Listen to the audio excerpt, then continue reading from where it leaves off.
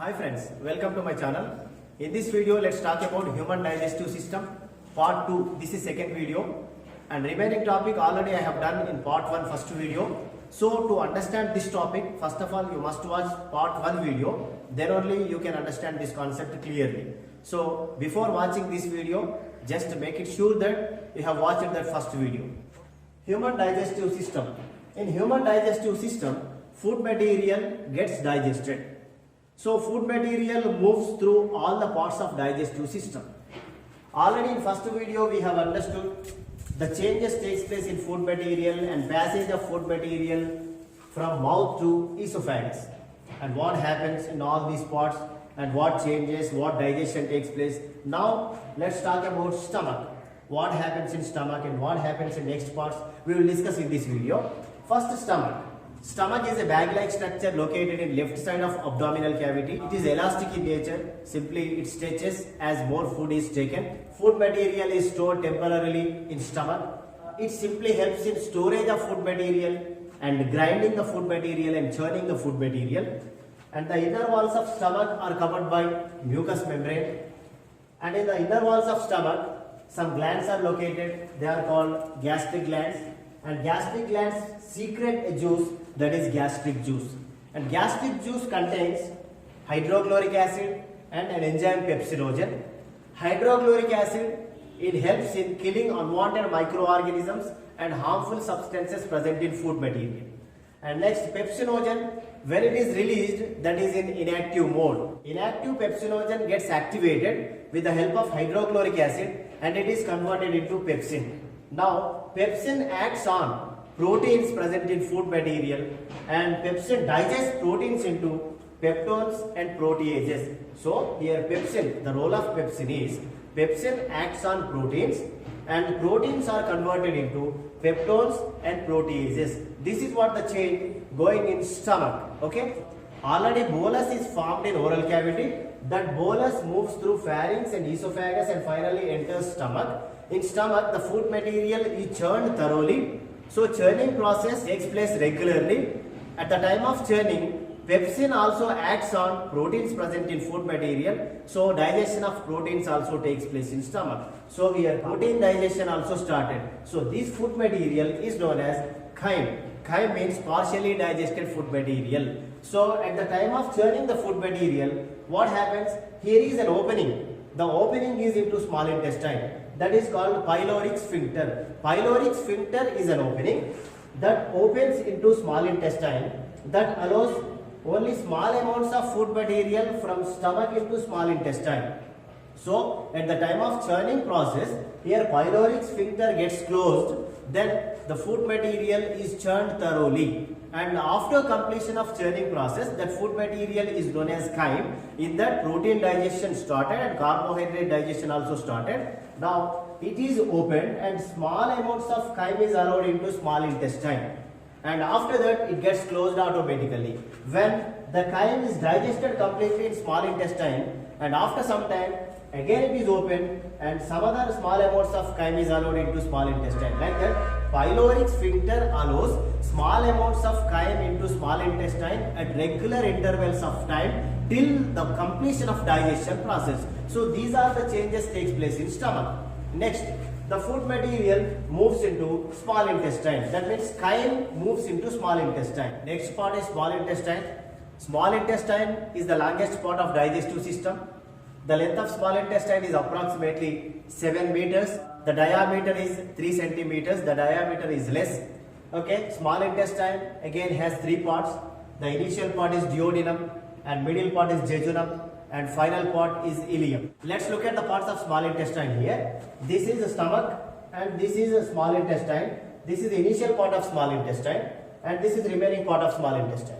The initial part here it is duodenum and this part is jejunum and here terminal portion is ileum. And these two parts are twisted coiled structures. Now what happens here in the small intestine? The chyme is allowed into small intestine. That means chyme is allowed into duodenum. Now let's concentrate on duodenum. Duodenum is the initial part of small intestine. It is U-shaped structure and here duodenum receives chyme from stomach and it also receives digestive juices from two different glands. Here, this gland is liver, this gland is pancreas. Okay. From liver, it receives a digestive juice. From pancreas also, it receives other digestive juice. And what happens in liver? What is secreted in liver? Let's see. Here it is liver. This part is called liver. And liver secretes bile juice. The bile juice contains some pigments, bilirubin and biliverdin and urochrome are the bile pigments. And these bile pigments are produced at the time of destruction of damaged hemoglobin of RBC. Okay, bilirubin and biliverdin are excreted out along with fecus or with stool, and urochrome is excreted out along with urine. So all these are the waste products, waste materials. Okay, and here this bile juice is secreted by liver and it is stored in gallbladder temporarily to get concentrated. The bile juice contains some bile salts also, and the role of bile salts is fats are digested into, fats are modified, fats are made into smaller fat globules. Okay, conversion of fats into fat globules with the help of bile salts is called as emulsification. So what happens to fats here? Fats are not digested. Fats are digested means what? If fatty acids and glycerol are produced from fats, then we can understand that fats are digested. But here fat digestion not going on. Here fats are not being digested. Simply, however, the food material are made into smaller pieces with the help of teeth in oral cavity. In the same manner, fats also made into smaller pieces. That smaller pieces are called fat globules. So, fat globules are produced from fats with the help of bile salts. This process is called emulsification. And where does emulsification takes place? Emulsification takes place in duodenum. Here we can understand. Duodenum receives chyme from stomach. So chyme is here in duodenum, and from this liver bile juice is produced and that is stored in gallbladder. From this gallbladder, the bile juice is released into duodenum. In that bile juice, some bile salts are present. That bile salts, they made the fats into smaller globules. This process is called emulsification. This is the role of liver. And next, from other side, one more gland is present, that is pancreas. And what happens from pancreas? Let's concentrate. Okay, next gland is pancreas. Pancreas is a leaf-like gland that is located just below the stomach. And pancreas is called mixed gland. The reason is it has both exocrine portion and endocrine portion. Exocrine portion is duct part. Endocrine portion is ductless part. Here, just exocrine portion of pancreas involved in digestion of food material. That exocrine portion of pancreas releases pancreatic juice. In pancreatic juice, some enzymes are present. What are the enzymes? Amylase, trypsin and chymotrypsin and lipase. These are the enzymes present in pancreatic juice. So here, from this pancreas, pancreatic juice is released into duodenum. What is the role of all these enzymes? First of all, amylase. Amylase involves in the digestion of carbohydrates. The carbohydrates which were not digested in oral cavity by salivary amylase now get digested by amylase present in pancreatic juice. That carbohydrates are digested and that are converted into maltose. Okay, carbohydrate digestion over. And next one, what is the role of trypsin and chymotrypsin? Trypsin and chymotrypsin acts on peptones and proteases present in chyme. These peptones and proteases are formed from proteins with an action of pepsin. Now, these peptones and proteases are again digested and they are modified into peptides by an action of trypsin and chymotrypsin. And next one, lipase. Lipase acts on fats present in chyme and the fats are converted into fatty acids and glycerol. Okay, here it is very clear. Amylase acts on carbohydrates and forms maltose. Trypsin and chymotrypsin acts on peptones and proteases and forms peptides. And next, lipase acts on fats and forms glycerol and fatty acid. So here, these are the changes takes place in duodenum, that is the initial part of small intestine. And after that, the food material moves slowly into jejunum and ileum of small intestine. Okay, what happens in jejunum and what happens in ileum? Let us see now. Okay, after the actions of pancreatic juice and bile juice, the food material slowly moves into jejunum, the middle part of small intestine. So, from the walls of small intestine also, a juice is secreted because some glands are present in the walls of small intestine. They are called intestinal glands.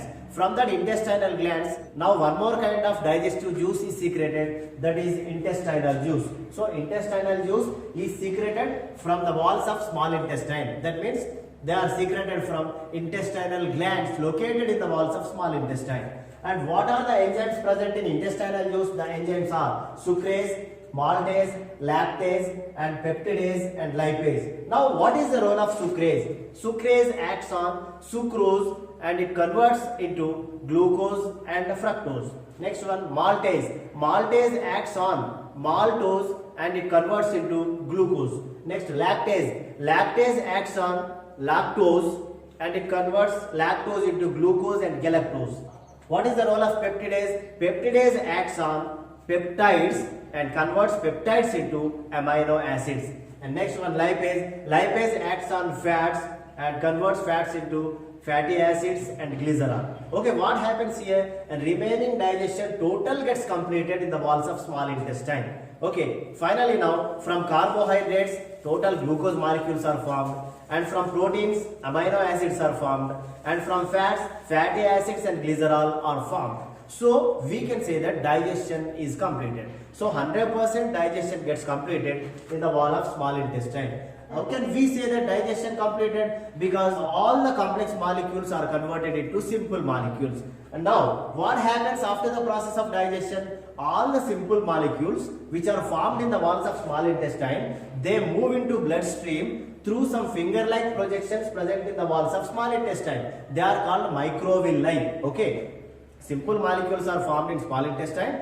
That simple molecules will move into bloodstream through some microvilli present in the walls of small intestine. This process is called absorption. Now absorption is completed. So digestion is completed. And after digestion, undigested food material will move into large intestine through this final part of small intestine, that is ileum. Okay, total digestion gets completed and undigested food material enters into large intestine through this ileum. Ileum opens into large intestine. So large intestine receives undigested food material. This is large intestine. The length of large intestine is approximately 1.5 meters and the diameter of large intestine is more than small intestine. Large intestine has two parts.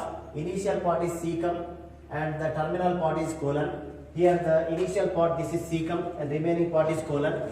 Here cecum receives undigested food material from ileum. Now this undigested food material will move through large intestine due to the actions of contractions and relaxations of muscles present in large intestine. Due to peristalsis, undigested food material will move forward. From this undigested food material, large intestine absorbs extra water and useful salts. And after absorption of water and salts, that undigested food material is also called as stool or fecus. And finally that comes into rectum. Rectum is a storage tank of fecus, and from this rectum that is excreted out through anus, that is called defecation. Defecation means removal of fecus or removal of stool. Okay, and here at the junction of ileum and cecum, and one more finger-like projection is seen, that is called appendix. And here there is no role for appendix in our body, so that is called vestigial organ, but it involves in digestion of cellulose in some organisms like a rabbit. Okay, like this food material enters into mouth and it moves through all the different parts and it undergoes so many changes, and finally digestion gets completed in the small intestine and undigested food material is excreted out. This is the regular process going on in our body. Okay friends, this is about human digestive system, and finally we can realize the beauty of digestive system. It is really awesome and extraordinary and fantastic, because at every place some different changes and different enzymes, and finally food material gets digested and we are getting energy. Such a beautiful machine it is. So we should protect our system, then our system protect us. Okay, thank you very much for watching. If you like this video, please share it to your friends.